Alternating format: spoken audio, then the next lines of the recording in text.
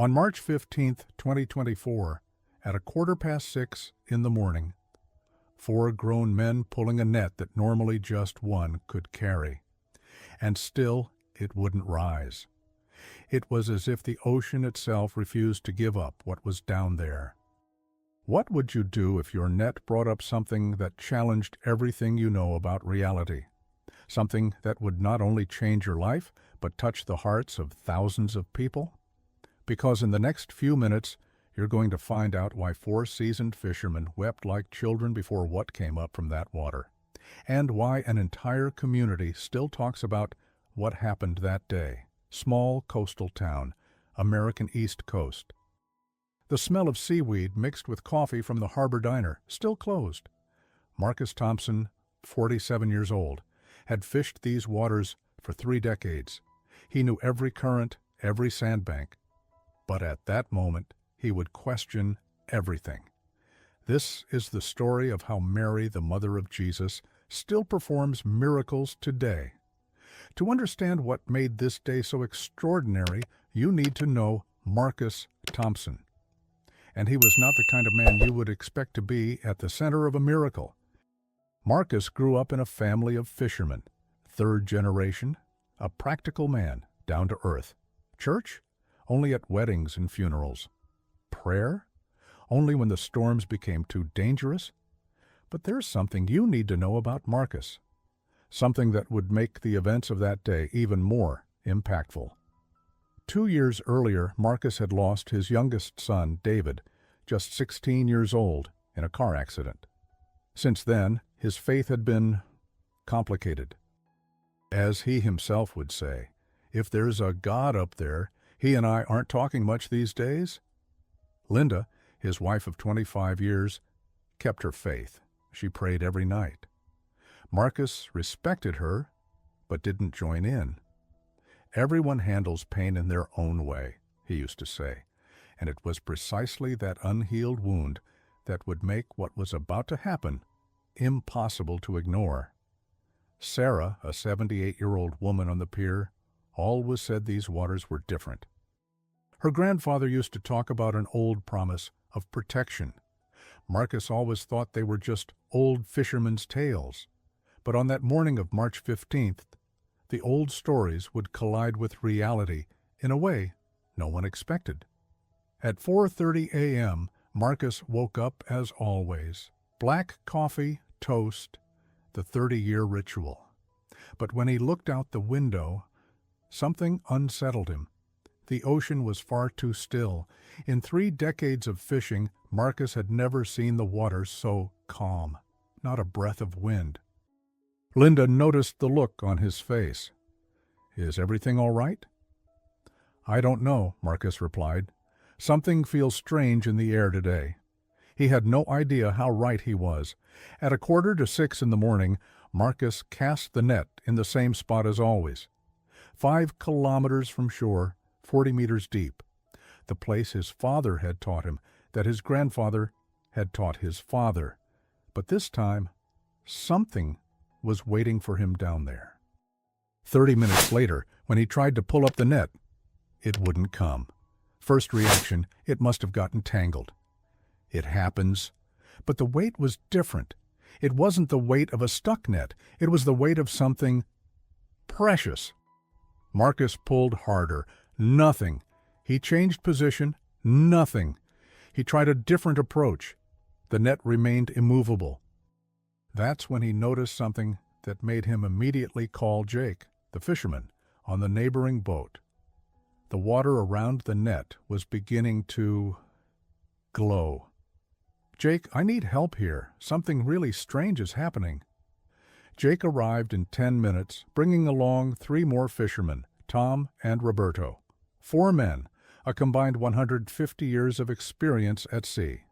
And still, the net remained there, motionless at the bottom. In 40 years of fishing, Jake would later say, I'd never seen anything like it. It was as if the sea didn't want to release what was down there. They tried different angles. Nothing. They tried stronger engines. The net didn't move an inch. They checked the equipment. Everything was working perfectly.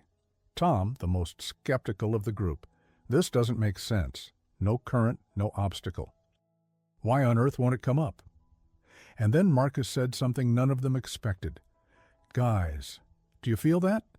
Feel what? This peace, as if someone were here with us. Roberto looked around.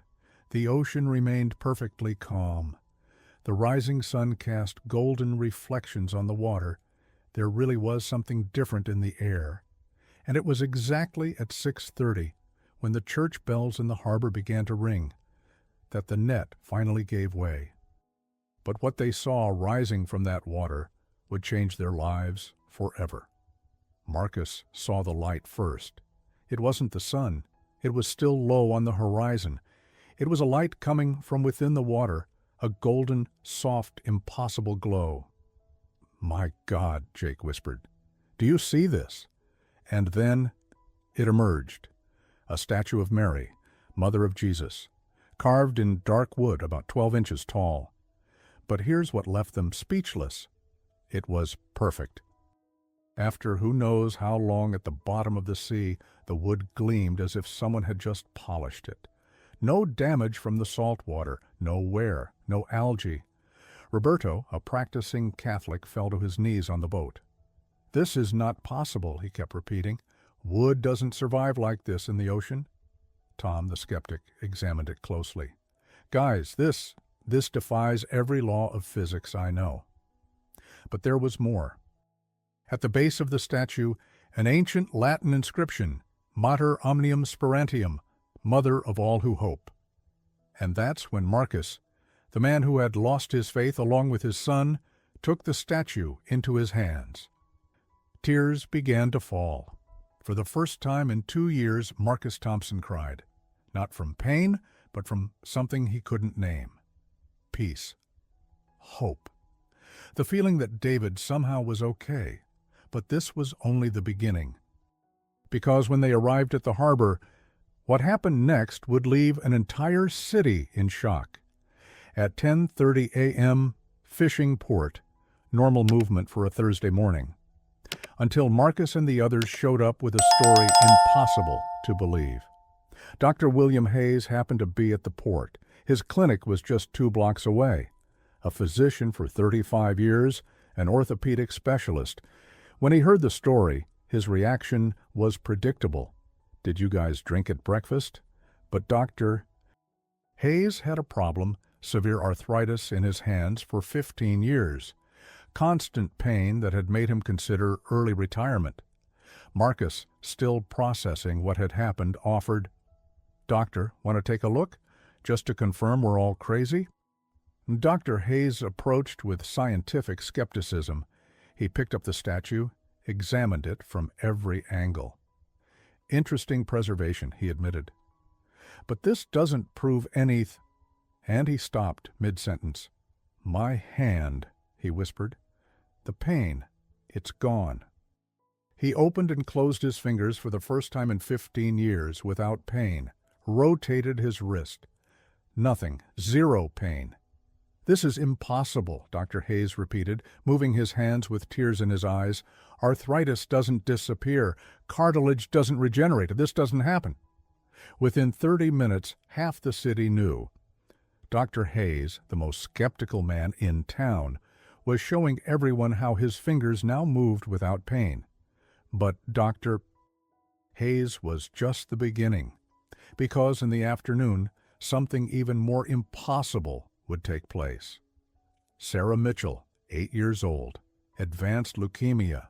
Her parents, Jennifer and Paul, had exhausted every medical option. The pediatric oncologist had given her 3 months to live. Jennifer heard about the statue and, in a mix of desperation and faith, brought Sarah to the port. I know you must think I'm crazy, Jennifer said to Marcus. But if there's even the slightest chance, Marcus looked at that fragile girl and saw David. His voice broke. Of course you can see it. Sarah held the statue for exactly 5 minutes. Total silence. The girl prayed the way only children know how to pray, with absolute, innocent faith. When she gave the statue back, Sarah looked at her mother. Mom, I'm hungry. Jennifer froze. Sarah hadn't felt hunger for 2 months. At the hospital 3 days later, Dr. Rodriguez, an oncologist with 20 years of experience, looked over the test results several times. "Mrs. Mitchell, I don't know how to explain this. Sarah's tumor markers have dropped by 70%. This doesn't happen. Never." As a doctor, I have to say this is impossible. I have no explanation. But we hadn't seen anything yet. That night at 11:45 p.m., Linda woke up to the scent of roses filling the room. Roses in a house 200 meters from the ocean, where the smell had always only been salt. But that wasn't all. There was a soft light coming from the living room. Linda thought Marcus had left something on. When she went to check, the statue was glowing, very faintly, but it was a golden, warm, impossible glow. "Marcus," she woke him, "you need to see this." Marcus went down the stairs. He stopped in the middle of the room. The man who had lost his faith was seeing something that defied all logic. "David," he whispered, "somehow he's telling me he's fine." But Linda and Marcus were not the only ones. That very same night, Mary woke up at 3 a.m. to the scent of roses in her home. The priest of the local church saw a soft light around the altar. 3 different families reported identical dreams, a woman in blue saying, "Have faith." The next day it was impossible to ignore something supernatural was happening in that small coastal town. And then came the Sunday that would change everything. On Sunday at the 10 a.m. Mass, the church was packed for the first time in years. The statue had been placed on the altar to be officially blessed by Father Michael. 350 people were present, including journalists from 3 local newspapers and 2 TV stations. Dr. Hayes was there, Jennifer and Sarah Mitchell, Marcus and Linda, Jake, Tom, Roberto, an entire town wanting answers. 10:27 in the morning. Father Michael was in the middle of the homily when it began. Rain, but not ordinary rain. It was raining only inside the church, only over the altar. Outside, bright sunshine.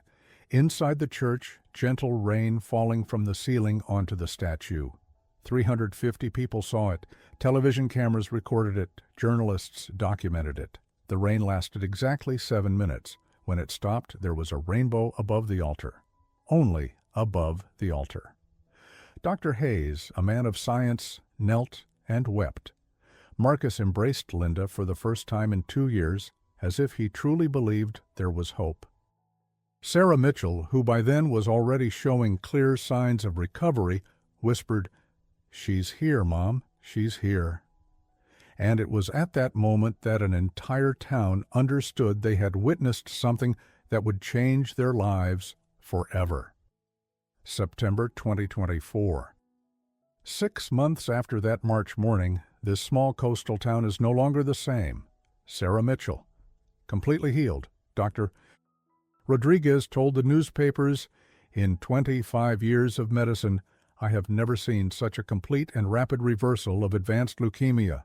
Dr. Hayes, arthritis completely gone, back to working full-time, and says his hands have never been better. Marcus Thompson, the man who had lost faith, found something greater than hope. He found peace. He now dedicates Saturday mornings to teaching fishing to young people in the community, free of charge. Linda, able to grow roses in her garden. In the salty soil near the ocean, where nothing had ever grown before. The church is always full. But more than that, the city's crime rate has dropped by 60%. Cases of depression have decreased drastically. 3 marriages that were about to end have reconciled. The statue now remains permanently in the church. Visitors come from different states to see it. More than 200 documented reports of healing or significant improvement in medical conditions. Dr. Hayes, now the coordinator of a group of doctors documenting the cases. As a man of science, I cannot explain what happened here. As a human being who lived through it, I know I witnessed something divine. Marcus, looking out at the ocean where it all began. Every day, before casting the net, I give thanks, not only for the fish, but for having found something that reminded me that David is fine, that God never abandons us, even when we think He does. This story teaches us that miracles are not only for biblical times. They happen today, in the most ordinary waters of our daily lives, for ordinary people like you and me. If this story touched your heart, share it with someone who needs a sign of hope. And if you have your own experience of faith to tell, leave it in the comments. Subscribe so you won't miss the upcoming stories where faith, mystery, and the human heart meet in unforgettable moments. Because sometimes all we need is a fishing net to discover the treasures that God has placed in the deepest waters of our existence.